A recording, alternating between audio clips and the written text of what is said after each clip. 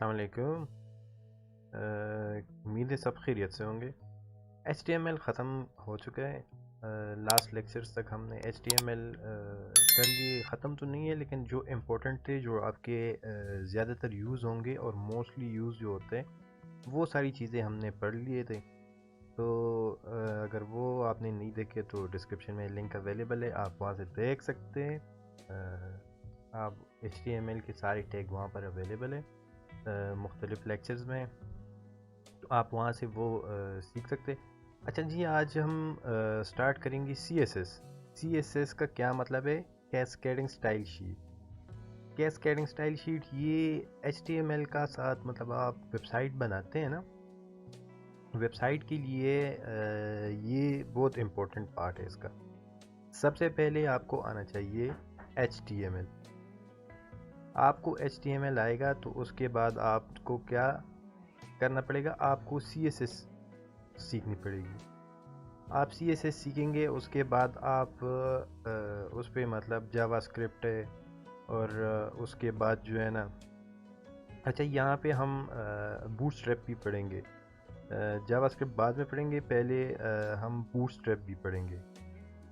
Bootstrap भी पढ़ेंगे, वो भी आगे इंशाल्लाह पढ़ेंगे। तो आपको HTML सबसे पहले आना चाहिए, क्योंकि बेसिक नॉलेज वो है, आप स्टार्ट वहाँ से लेंगे। जब आपका पेज बन जाता है, उसके बाद उस पर आप स्टाइलिंग करेंगे, डिज़ाइनिंग, तो उसको आप CSS के थ्रू करेंगे। उसके बाद बूटस्ट्रैप भी यूज़ होता है, ये भी डिज़ाइनिंग के लिए यूज़ होता है। और उसके बाद जो है ना, अगर आपका लो लेवल का वो वेबसाइट बनाना चाहते हैं ना, तो जावास्क्रिप्ट के थ्रू आप उसमें थोड़ा सा वो कुछ हद तक उसमें मतलब आप काम करा सकते, उससे फंक्शनैलिटी उसमें डाल सकते। तो HTML हमने वो पढ़ चुके हैं। अब उसमें जो है ना, चूँकि हम HTML जब पढ़ रहे थे तो उसमें सिर्फ सॉरी बेसिक टैग्स थे उसमें। तो बेसिक टैग्स में जो थे ना, सिर्फ उसमें वो था कि मतलब सिर्फ आपका स्क्रीन आपको शो होता था, वाइट स्क्रीन, और उसके ऊपर ब्लैक टेक्स्ट। अब उस पे स्टाइलिंग, हमने जो HTML टैग्स यूज़ कर दिए ना, अब उसके ऊपर हम डिज़ाइनिंग किस तरह करेंगे, उसको वेब की फॉर्म में, मतलब वेबसाइट के फॉर्म में किस तरह लेके आएंगे, तो वो अब हम जानेंगे कि वो किस तरह होता है। तो चलिए शुरू करते हैं, उसको देखते हैं कि हम मतलब उसको स्टाइल किस तरह दे सकते हैं। तो चलिए स्टार्ट करते हैं CSS। पहले इसका वो थोड़ा सा ब्रीफ इंट्रोडक्शन मैं आपको दे दूं, फिर हम आगे प्रैक्टिकल की तरफ जाएंगे। अच्छा जी, तो CSS के बारे में आपने वो समझ लिया कि उसका मतलब होता है cascading style sheet. CSS stand for cascading style sheet. Cascading style sheet ये इसके एब्रीवेशन है। और ये क्या है कि आपको वो जो स्क्रीन पे जो चीज़ आपको नज़र आ रही होती ना, उसको किस तरह मैनेज करना है वो आपको दिखाता है, उसको मतलब डिज़ाइन करना वो आपको दिखाता है। हो element can be displayed on screen paper और ऑन अदर मीडिया, कि मतलब आप जो स्क्रीन पे जो चीज़ें लिख रहे हो ना, HTML में जो चीज़ें आप एलिमेंट्स लिख रहे हो, वो आपको स्क्रीन पे किस तरह नज़र आएंगे। इसमें ये है कि CSS saves a lot of work. It can control layout, multiple web pages all at once. अच्छा, उसमें ये है कि आप फॉर एग्जांपल मुख्तलिफ पेजेस बना रहे, जिस तरह वर्क में हमने वो किया था, एक पेज बनाया था, आगे इंशाल्लाह हम आगे जाएंगे तो और भी पेजेस बनाएंगे। तो अब हर पेज के लिए आप अलग अलग काम नहीं करेंगे, एक ही जगह पे आप काम करेंगे, वो हर जगह वो डिज़ाइन उस पर अप्लाई होगा। किस तरह होगा वो आगे इंशाल्लाह पढ़ेंगे। External style sheet are stored in CSS file. अच्छा, ये आगे हम पढ़ेंगे कि इसका क्या मतलब है। एक्सटर्नल स्टाइल शीट हम वो पढ़ेंगे, तो ये CSS का टाइप है, तो वो हम इंशाल्लाह आगे पढ़ेंगे, तो वो फिर आपको समझ आ जाएगी कि उसको हम किस तरह अप्लाई कर सकते हैं। तो अप्लाई करने का उसका एक तरीका है एक्सटर्नल स्टाइल शीट।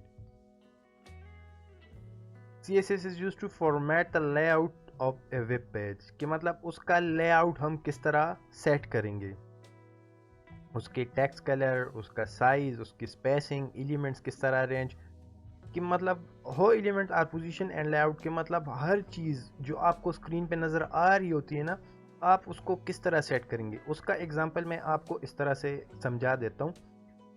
अब फॉर एग्जांपल ये जो आपको स्क्रीन नज़र आ रहे हैं ना, ये सारा स्क्रीन, ये जितना स्क्रीन आपको नज़र आ रहा है, अब अगर इसको आप HTML में लिखते ना तो वो सिंपल वाइट स्क्रीन पे और ये ब्लैक टेक्स्ट नज़र आ रहा होता था उसमें, मतलब ये आपको नज़र ना आता, ये लोगो इस तरह नज़र ना आता, यहाँ पे ये स्पेसिंग, ये कलर्स वगैरह, ये सारी चीज़ें आपको नज़र नहीं आती थी। आपने सिंपल HTML टैग यूज़ किए थे और आप उसमें क्या था कि जस्ट आपको सिर्फ ये चीज़ें नज़र आ रही थी। अब हम क्या करेंगे, हमने HTML में ये लिख दिया कि ये हेडिंग H1 में इस तरह लिख दिया कि हमारा क्या था, ये CSS हो गया इस तरह, फिर पैराग्राफ में हमने लिख दिया ये सारा चीज़। अब या इसको फॉर एग्जांपल हम लिस्ट में भी लिख सकते, UL में, अनऑर्डर लिस्ट में। अच्छा, ये तो था कि HTML में इसमें हमने लिख दिया।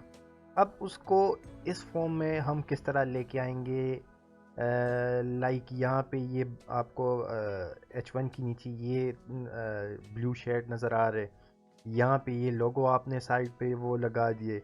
तो ये सारी चीज़ें हम किस तरह करेंगे, अगर ये काम हम करना चाहते हैं तो वो हम करेंगे CSS के थ्रू। तो वो CSS के थ्रू आराम से हो जाता है क्योंकि HTML इतना वो है नहीं, वो सिर्फ बेसिक है। तो आपको मतलब इम्पोर्टेंट वो है क्योंकि उसके बगैर आप CSS अप्लाई कर नहीं सकते। आप पहले HTML सीखेंगे, HTML आप कोड करेंगे, उसके ऊपर आप फिर CSS करेंगे। और यही है कि मतलब लोग भी इस तरह करते, पहले आपने HTML करना है, HTML की कोडिंग आपने कर दी, आपने सिंपल वो कर दिया, उसके बाद आप फिर CSS उसके ऊपर लगाएंगे। तो आपने सबसे पहले क्या करना है, HTML सीखनी है। HTML आपने सीख लिया ना, आपने पहला काम HTML करना है, HTML आपने कर दिया, उसके बाद सेकंड स्टेप पे आप फिर मूव करेंगे CSS पे। अगर आपको HTML नहीं आता, आपने काम नहीं किया, CSS आप अप्लाई नहीं कर सकते, किस चीज़ पे अप्लाई करेंगे? तो सबसे मोस्ट इम्पोर्टेंट जो है ना वो HTML ही है। अच्छा जी, उसके बाद तो ये है कि मतलब वो सारी लेआउट वगैरह मैंने आपको समझा दिया किस तरह अरेंज करते हैं। What background image or background colour are to be use, के मतलब कौन सा बैकग्राउंड इमेज या कौन सा बैकग्राउंड कलर आप यूज़ करते हैं। The word cascading mean that style applied to a parent element will also apply to all children elements. यहाँ पे आप पेरेंट्स और चिल्ड्रन में आपको फिर बाद में समझाता हूँ। जिस तरह हम वेबसाइट बनाते हैं ना, उसमें एक होता है होम, उसमें एक होता है अबाउट। फॉर एग्जांपल एक सिंपल सी वेबसाइट की मैं आपको एग्जांपल दे देता हूँ, और उसके बाद होता है कॉन्टैक्ट। अब आपके पास ये तीन इस तरह के बटन्स हैं, आप होम पे क्लिक करते हैं, वो आपको होम पे ले जाता है। फॉर एग्जांपल मैं इसको बोल देता हूँ home.html। इस तरह अबाउट का about.html और कॉन्टैक्ट का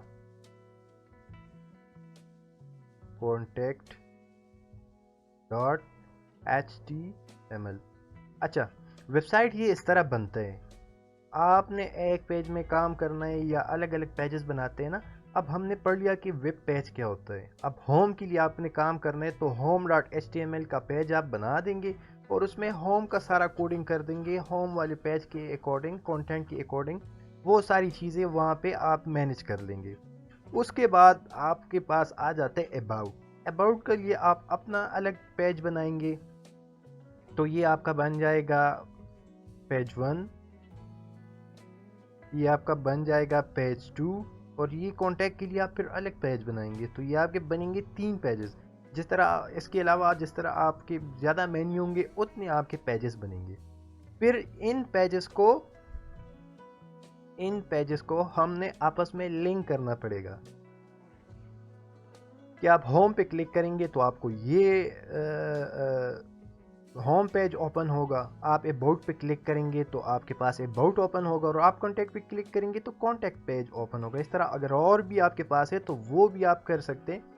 तो इस तरह से आपके मुख्तलिफ पेजेस आप यहाँ पे ओपन कर सकते हैं। अब यहाँ पे इसको लिंक किस तरह करेंगे, तो वो हमने पढ़ा था एंकर टैग HTML में, एंकर टैग ए टैग हाइपरलिंक वाला, उसके थ्रू आराम से हो जाता है। जिस तरह हमने एग्जांपल में गूगल और वो किए थे ना, कि गूगल और यूट्यूब वगैरह हमने लिंक किए थे, तो इसी तरह आप इसको भी लिंक कर सकते हैं। वो आगे हम इंशाल्लाह पढ़ेंगे।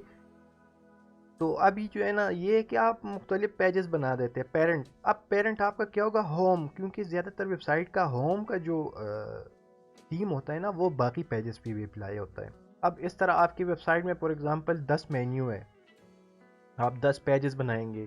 अब हर के लिए अलग अलग डिज़ाइनिंग तो आप नहीं कर सकते। आप क्या करेंगे, आप एक एक्सटर्नल स्टाइल शीट बना देंगे और उसको सारों के साथ लिंक कर देंगे। तो वो आपका जो होम के ऊपर आप काम करेंगे वो सारों पे अप्लाई होगा। आप एक पेज के लिए डिज़ाइनिंग करेंगे, वो हर पेज पे आपका अप्लाई होगा। फॉर एग्जांपल आप अबाउट के लिए काम करेंगे, अबाउट के लिए आप आप होम के लिए काम करेंगे। जब आप होम के लिए काम करेंगे, ये आपका बन जाएगा पेरेंट। उसके बाद आपका ये बन जाएगा, अप्लाई होगा अबाउट पर भी और कॉन्टैक्ट पर भी। तो ये आपका पेरेंट हो जाएगा, ये आपके चाइल्ड हो जाएंगे। तो ये आप सिर्फ होम पे काम करेंगे, ये ऑटोमेटिकली उसके साथ अपडेट होते जाएंगे। दूसरा इसका एडवांटेज ये है CSS का, ये एक्सटर्नल साइड शीट का आगे इसमें डिटेल में पढ़ेंगे। इसका ये एडवांटेज है कि अगर आपको कल इसका थीम चेंज करना है, इसमें कलर चेंज करने हैं या लोगो चेंज करना है, तो हर जगह पे जाके अलग अलग काम करने की ज़रूरत नहीं होगी। एक जगह पे आप कर ले, हर जगह वो चेंज हो जाएगा। तो इस तरह से आप उसको कर सकते हैं। अच्छा, अब आगे मूव करते हैं। CSS solved a big problem। अच्छा, इसका क्या मतलब है कि इसने बड़ा मसला हल कर दिया है। HTML was never planned to contain tags for formatting a web page।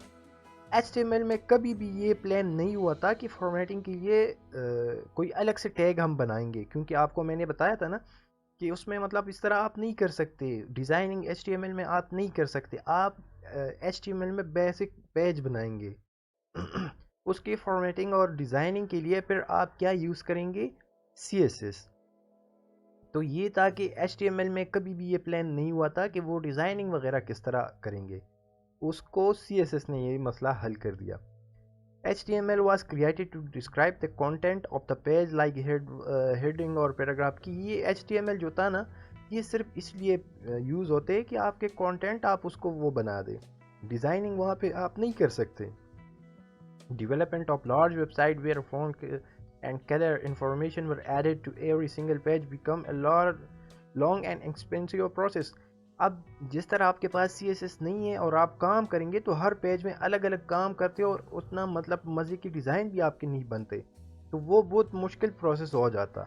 लेकिन CSS ने वो आराम से वो मसला हल कर दिए। To solve this problem W3C, ये वर्ल्ड वाइड CSS, उन लोगों ने ये CSS को बनाया था, W3C। तो ये एक इदारा है कि इन लोगों ने CSS को डेवलप किया था ताकि ये डिज़ाइनिंग का मसला हल हो। अच्छा जी, आगे मूव करते हैं। Using CSS। अच्छा, CSS को हम जो है ना तीन तरीक़ों से या तीन टाइप से हम उसको यूज़ कर सकते हैं। पहला उसका है इनलाइन,